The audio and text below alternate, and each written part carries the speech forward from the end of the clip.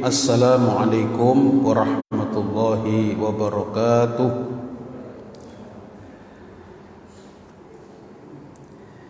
Ibu-ibu, bapak-bapak, dan saudara-saudaraku sekalian yang dirahmati Allah, mari kita mulai pengajian kita malam hari ini dengan bersama-sama membaca basmalah. Bismillahirrahmanirrahim. Alhamdulillahirabbil alamin. Alladzi a'azzal Islam wal muslimin bi jihadihim. Asyhadu an la ilaha illallah al-malikul haqqul mubin wa asyhadu anna Muhammadan abduhu wa rasuluh al-mab'uts rahmatan lil alamin. Allahumma shalli wa sallim ala nabiyyina Muhammadin wa ala alihi wa ashabihi ajma'in, amma ba'du. Ibu-ibu, bapak-bapak, dan saudaraku sekalian, sudah sepantasnya kita bersyukur kepada Allah Subhanahu wa taala atas segala nikmat yang telah dilimpahkan kepada kita sekalian. Ya, nikmat panjang umur, nikmat sehat, nikmat kesempatan untuk bisa sholat berjamaah, ya, sekaligus nikmat bisa mengikuti pengajian. Mudah-mudahan semuanya akan memperkuat atau menyuburkan iman kita kepada Allah Subhanahu wa taala. Amin ya rabbal alamin. Sebagai rasa cinta kita kepada Rasulullah, juga sebaiknya kita selalu berselawat kepada beliau, minimal dengan mengucapkan Allahumma sholli ala Muhammad wa ala ali Muhammad.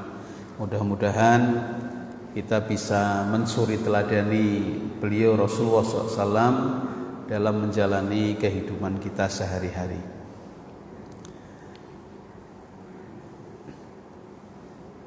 Ibu-ibu, bapak-bapak, dan saudaraku sekalian, pada malam hari ini saya kembali akan menyampaikan tentang akidah, ya, tentang iman. Temanya saya pilih ini antara iman dan amal. Antara iman dan amal.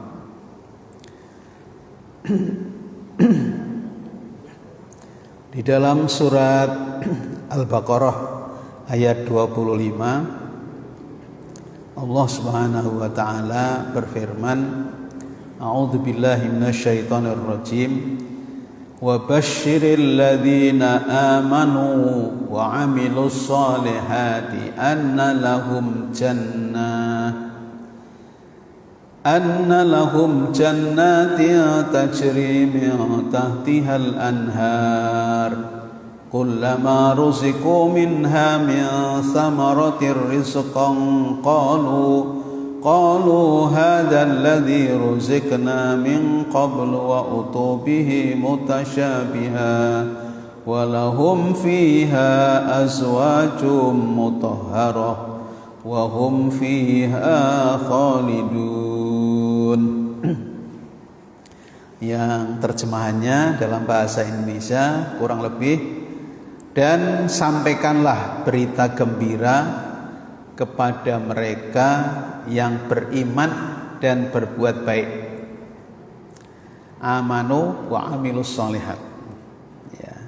Sampaikan kabar gembira kepada mereka yang beriman dan beramal soleh atau beramal baik, bahwa bagi mereka disediakan surga yang mengalir sungai-sungai di dalamnya. Setiap mereka diberi rezeki buah-buahan dalam surga itu, mereka mengatakan, inilah yang pernah diberikan kepada kami dahulu. Mereka diberi buah-buahan yang serupa, dan untuk mereka di dalamnya ada istri-istri yang suci, dan mereka kekal di dalamnya. Ini ayat yang pertama. Jadi ayat tadi menyampaikan kepada kita, Allah menyampaikan kepada kita berita gembira bahwa orang-orang yang beriman dan beramal soleh itu disediakan surga oleh Allah Subhanahu wa ta'ala. Kemudian di ayat yang lain, man amila solehan min dzakarin aw unsa wa huwa mu'minun falanuhyiyannahu hayatan thayyibah.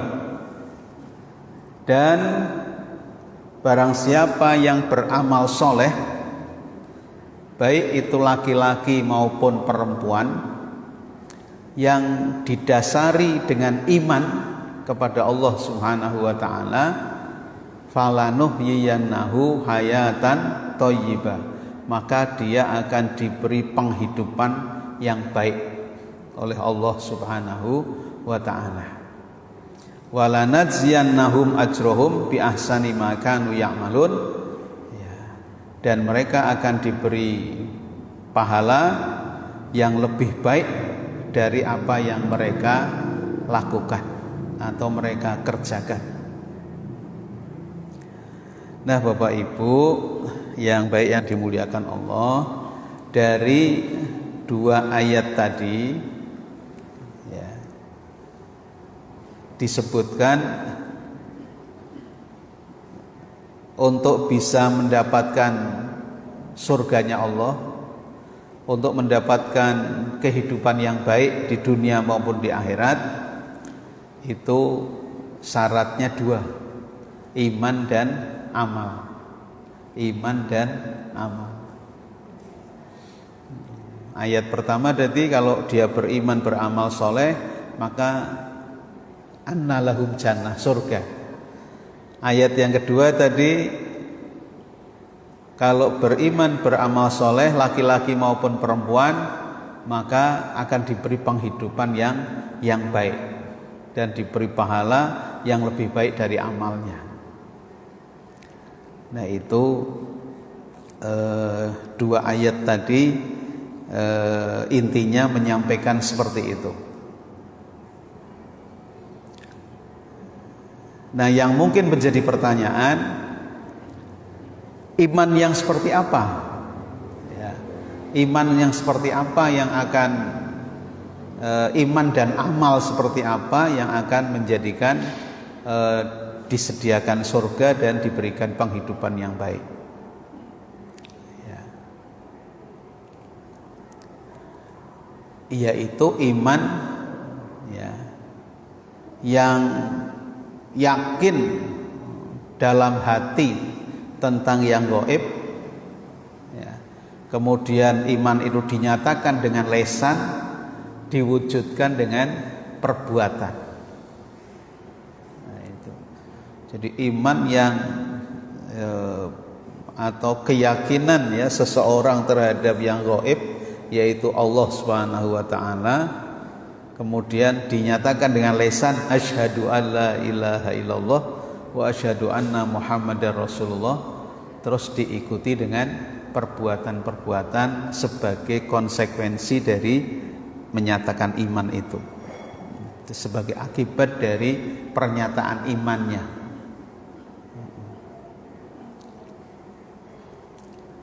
Nah, kemudian dari iman yang di hati kemudian diwujudkan dengan perbuatan, maka jadilah amal. Ya, jadi amal di sini adalah buah dari iman, buah dari iman. Iman yang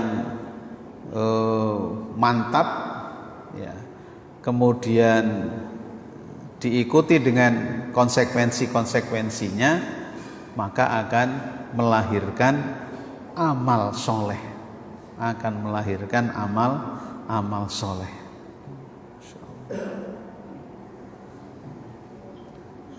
Kalau yang pertama, setelah orang beriman kemudian menegakkan sholat, konsekuensinya itu, maka sholat itu menjadi amal soleh. Setelah itu berpuasa di bulan suci Ramadan, ini yang pokok-pokok. Kemudian berinfak atau berzakat, kemudian menunaikan ibadah haji atau umroh. Nah, maka itu amal ya, karena akibat dari dia meyakini kepada yang gaib. Maka kalau sudah seperti itu, orang itu sudah beriman sekaligus beramal soleh.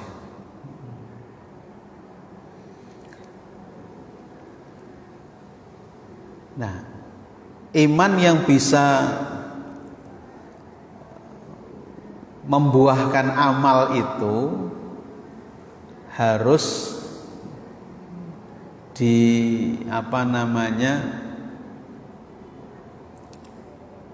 diilmui gitu, ya.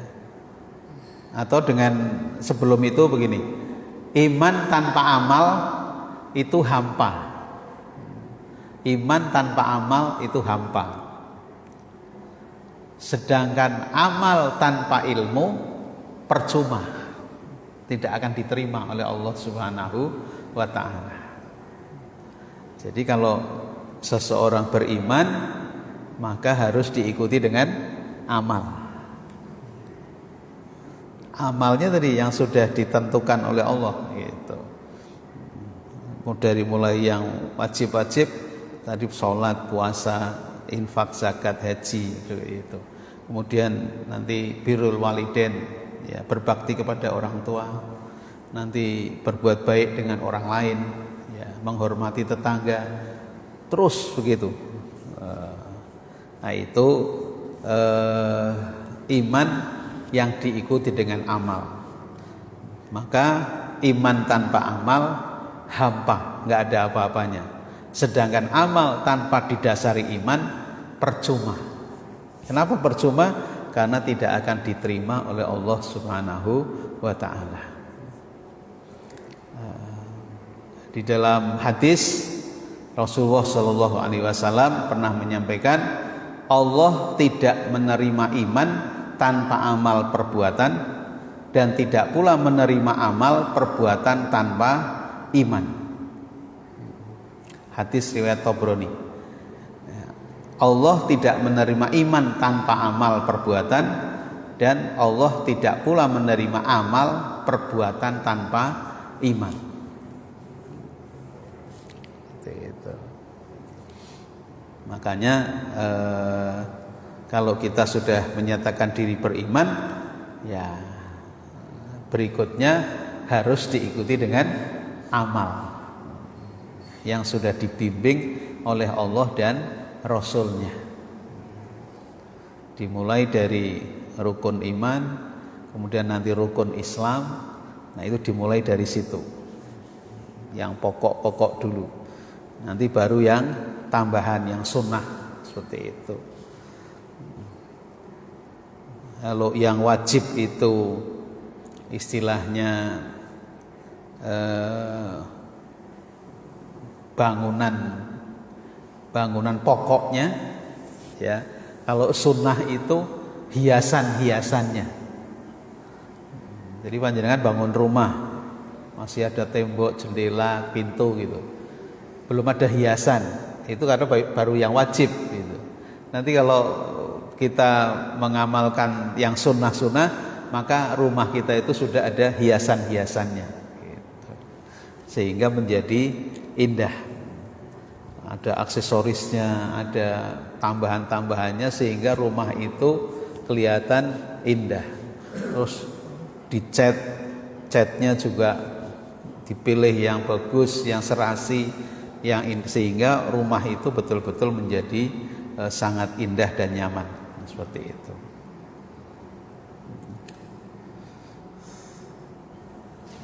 Kemudian iman yang akan membawa kepada perbuatan itu, ya.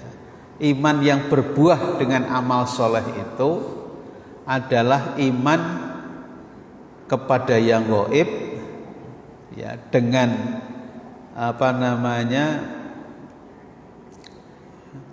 dengan diikuti oleh merasa bersama Allah.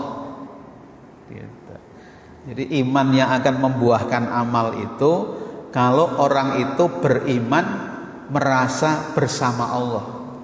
Jadi dalam berimannya itu merasa bersama Allah. Dia kemana saja itu merasa bersama Allah.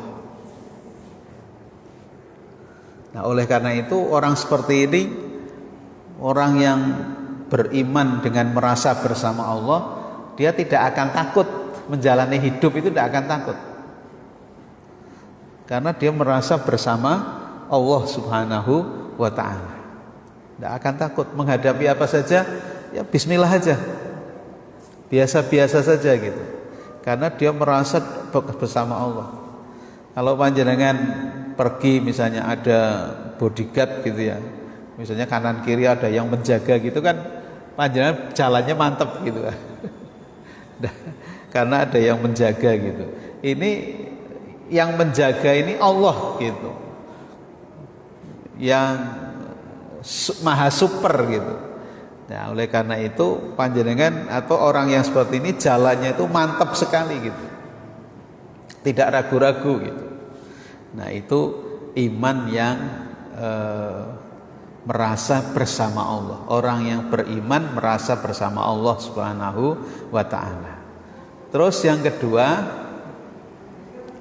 merasa iman itu di samping merasa bersama Allah, merasa diawasi Allah.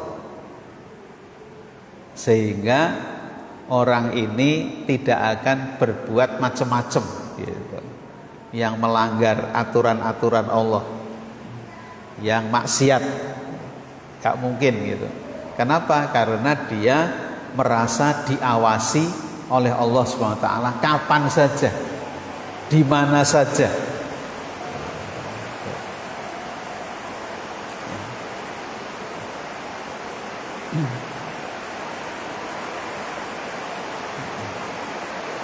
Nah, kemudian iman yang seperti itu dibuktikan dengan amal. Ya, dibuktikan dengan amal. Pertama, amal yang berhubungan dengan Allah Subhanahu wa ta'ala, yaitu ritual. Amal yang sifatnya ritual. Ya tadi sholat. Ya, nah, sholat yang ritual. Ya. Sebelum sholat didahului dengan wudhu, dan tata cara wudhu, tata cara sholatnya itu langsung dari Allah dan dari Rasulullah Shallallahu Alaihi Wasallam. Ada metodenya, ada tata caranya yang dibimbing gitu, bukan ngarang gitu. Ya. Tapi betul-betul dibimbing oleh Allah Subhanahu wa ta'ala. Ritual ya, sholat, puasa, zakat, haji. Nanti yang mengikuti itu ya, sebelum sholat wudhu. Kalau sedang junub atau sedang haid maka mandi wajib. Nah gitu, yang mengikutinya mandi wajib atau wudhu. Kalau tidak boleh kena air diganti dengan tayamum. Itu yang mengikuti. Nanti habis sholat ada zikir, ada doa gitu. Nanti habis sholat sunnah, habis sholat wajib ada sholat sunnah ya, ada sholat sunnah sebelum, ada sholat sunnah sesudah.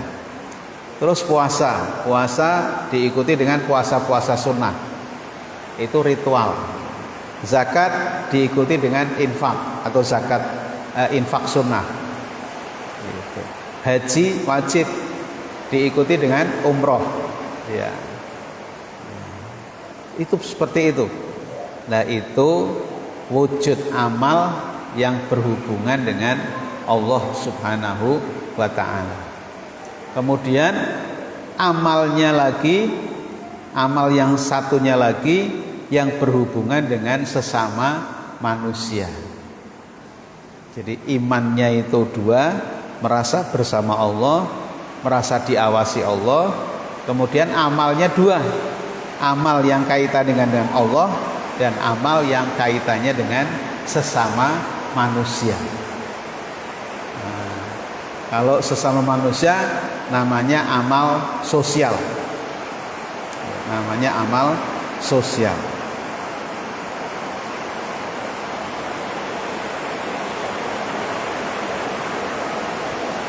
Nah, Bapak Ibu, kita berdoa karena hujan. Allahumma shaiban nafi'an, Allahumma shaiban wa rahmatah. Mudah-mudahan hujan kali ini manfaat. Hujan kali ini mudah-mudahan membawa rahmat buat kita sekalian. Amin ya rabbal alamin. Nah, puncaknya antara hubungan antara iman dan amal ini, puncaknya apa? Menegakkan dan menjunjung tinggi ajaran Islam. Itu puncaknya. Jadi tidak sekedar beramal ritual, kemudian beramal sosial saja, tapi dalam kehidupan sehari-harinya orang yang beriman dan beramal itu adalah menegakkan dan menjunjung tinggi ajaran Islam.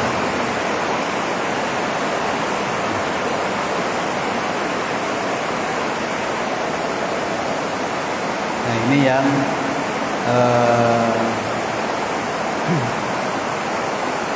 agak berat ya, yang sudah tingkat tinggi gitu, tingkat tinggi menegakkan dan menjunjung tinggi ajaran Islam. Nah, sebelum ke sana Allah Subhanahu wa taala memberikan amalan-amalan latihan. Memberikan amalan-amalan latihan. Jadi dilatih dulu supaya bisa menuju puncak, itu dilatih dulu. Melatihnya tadi dengan amal-amal wajib. Amal-amal yang wajib. Jadi di antaranya dilatih dulu dengan ketaatan lewat sholat, disiplin lewat sholat. Jadi sholat itu Bapak Ibu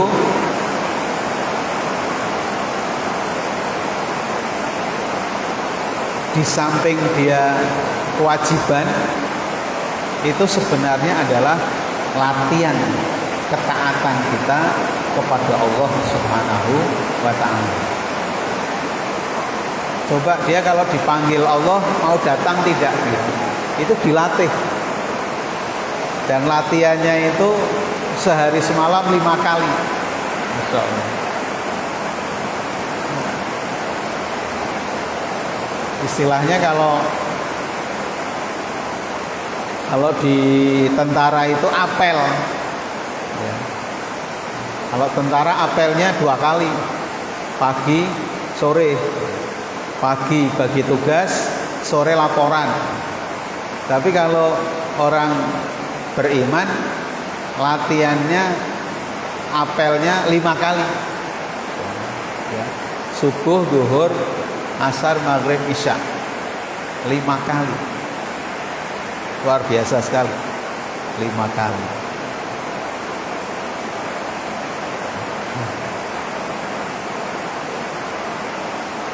Maka kalau ini sudah terbiasa, sholat ini, latihan sholat ini sudah terbiasa, maka nanti akan mudah menuju puncak. Akan mudah menuju puncaknya. Dan di dalam sholat ini banyak hal-hal yang bisa kita raih ya.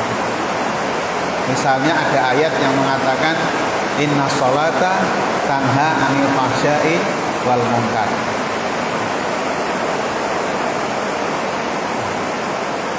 Kemudian di dalam hadis juga banyak As-sholatu imaduddin. Awalu ma yuhasabu alaihil abdu yaumal qiyamah as-sholat. Yang pertama besok dihisab adalah sholat. Nah, jadi ini latihan yang luar biasa.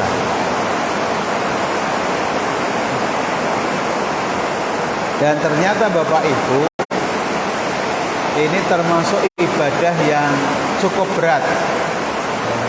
Cukup berat. Latihan yang cukup berat. Berdasarkan ada penelitian ya, penelitian seorang dokter tentang umat Islam Indonesia. Umat Islam Indonesia itu yang sholatnya genep 5 waktu. Itu menurut penelitian itu 25%. 25% dari jumlah umat Islam Indonesia. Kan berarti termasuk berat kan? Tidak ada separuh, cuma 1/4 yang sholatnya genep 5 waktu. Ada yang sholat tapi tidak genep, misalnya asarnya hilang, duhurnya hilang, atau subuhnya hilang. Nah, yang betul-betul genep 5 waktu itu 25%. Ya. Nah, ini kan menunjukkan bahwa latihannya belum sukses. Latihannya belum sukses. Kalau yang sukses ya, kalau yang paling rendah itu 70%. Ya. Kalau yang bagus 90%. Tidak usah 100% lah. Kalau 100% itu milik Allah gitu. Yang rendah itu 70%, yang paling bagus 90%. Tapi kenyataannya baru 25%. Seperti itu. Nah, itu latihan pertama. Coba dilatih sama Allah. Imannya itu diikuti dengan amal tidak? Imannya diikuti dengan amal tidak? Kalau tidak diikuti dengan amal tadi hampa, nggak ada apa-apanya.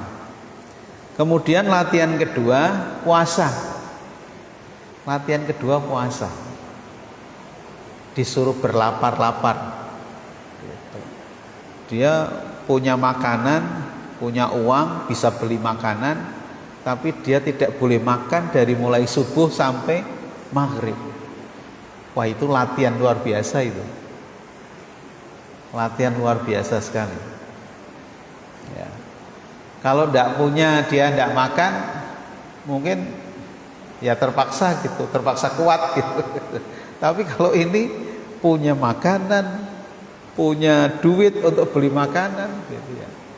Dia misalnya mau makan ngumpet, ya, tidak ada orang yang lihat juga bisa. Gitu. Tapi puasa ini betul-betul melatih seseorang untuk ikhlas kepada Allah Subhanahu wa ta'ala.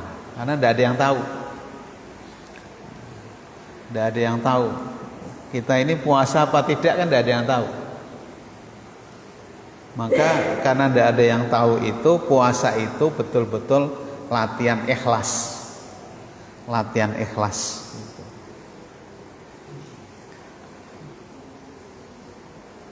Kemudian nanti dilatih dengan zakat. Zakat lebih hebat lagi, ya. Maksudnya lebih hebat apa? Manusia ini kan di dunia ini kan duit itu luar biasa. Ya. Yang namanya harta itu kan luar biasa sekali. Bahkan bisa dikatakan yang diutamakan. Harta itu yang diutamakan, dicari dengan tenaga pikiran yang luar biasa, menghabiskan hampir seluruh kehidupan seseorang, ya. Tapi kemudian pada saat sudah terkumpul dan memenuhi kuota, memenuhi syarat, harus dikeluarkan 2,5%. Wah, ini tidak mudah ini. Maka Ini ajaran yang paling berat ini. Kalau tadi sholat itu 25%, puasa sudah lebih bagus 65%. Orang Indonesia yang puasa benar itu 65%. Jadi ternyata banyak orang Islam yang puasa tapi tidak sholat. Karena yang sholat tadi 25%, yang puasa 65%, berarti yang puasa tidak sholat tuh 40%. Nah, zakat lebih ngenes lagi. Zakat itu berdasarkan penelitian itu hanya 3%. Orang Islam yang sudah wajib zakat kemudian mau mengeluarkan zakatnya itu hanya 3%. Wah, ini berat, ini berat sekali. Padahal itu kalau mau dikeluarkan dengan baik itu akan bisa mengatasi kemiskinan, akan bisa mengatasi kesejahteraan umat, seperti itu. Maka kalau di Muhammadiyah lazismu itu terus bekerja, terus maraton sampai dijemput di rumah-rumah dengan pegawainya, dihimbau bagaimana mau infak, mau sedekah, mau zakat, kami siap menjemput sampai rumah-rumah gitu. Luar biasa sekali itu. Terus didorong orang biar mau berzakat dan berinfak. Ya, alhamdulillah cukup, hasilnya cukup mengejutkan juga. Gitu.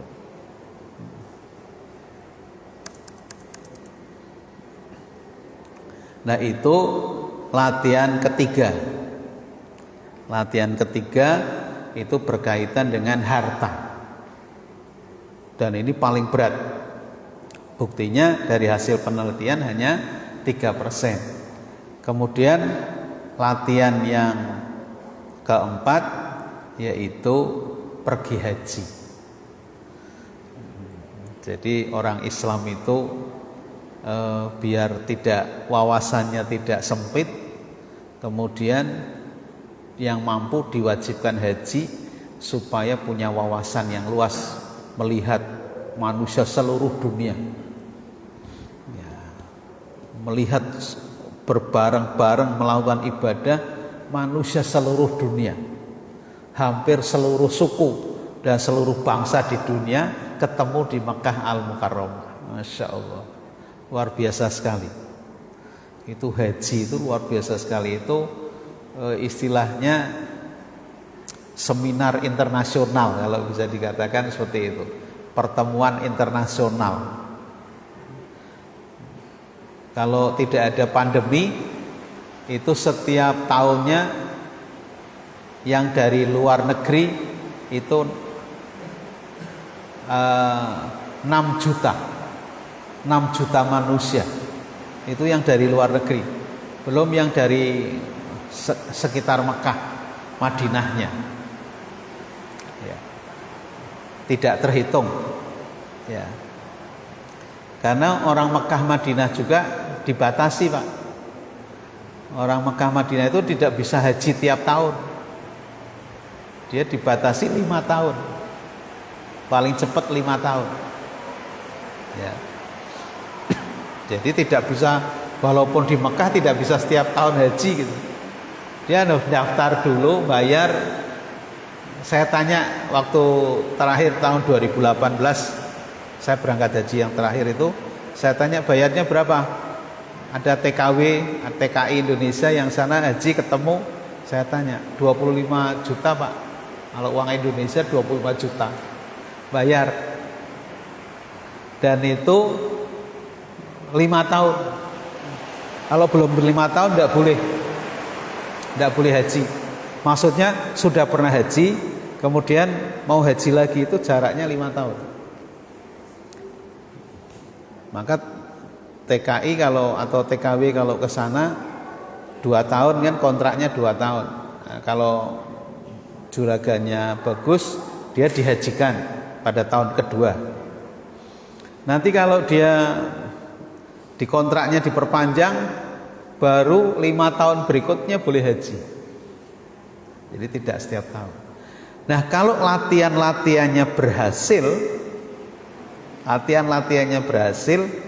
maka itu akan terbuka pintu gerbang utama.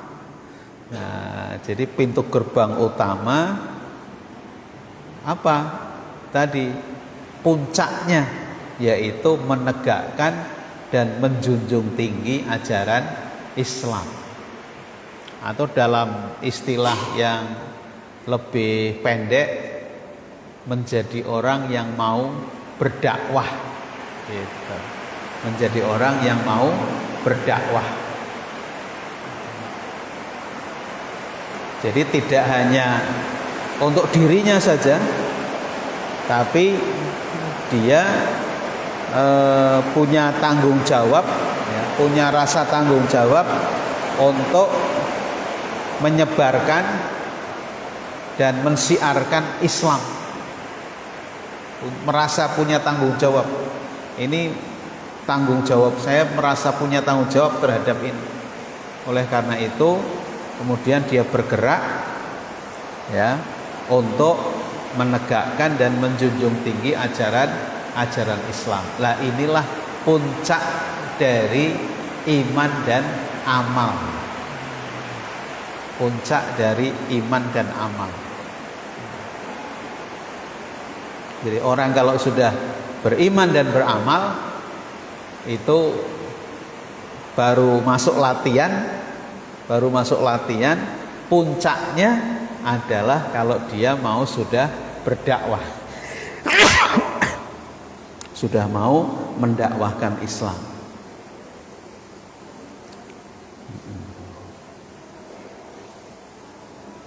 Jadi ini yang perlu kita sadari. Kita Bapak Ibu, kita pribadi ini masih dalam taraf latihan apa sudah sampai puncak gitu.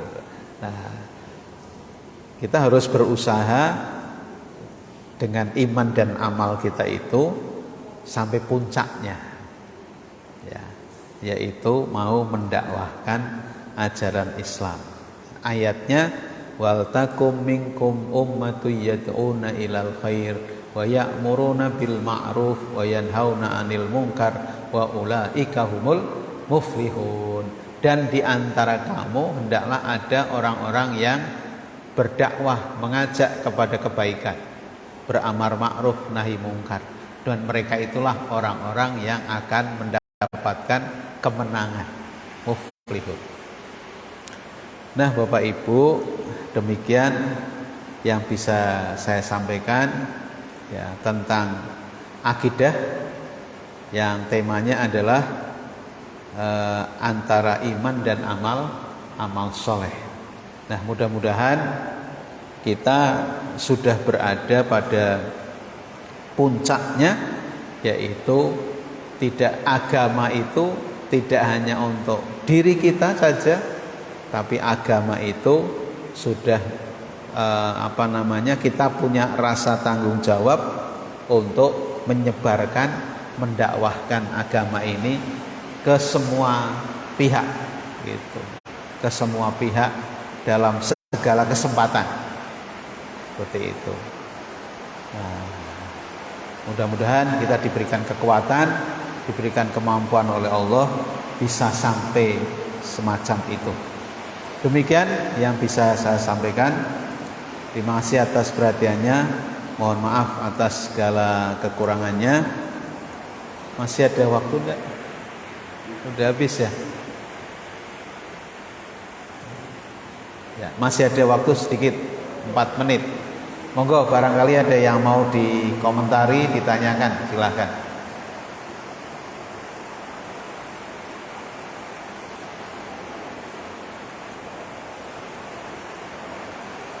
Kalau tidak ada, kita tutup dengan alhamdulillahirabbil alamin.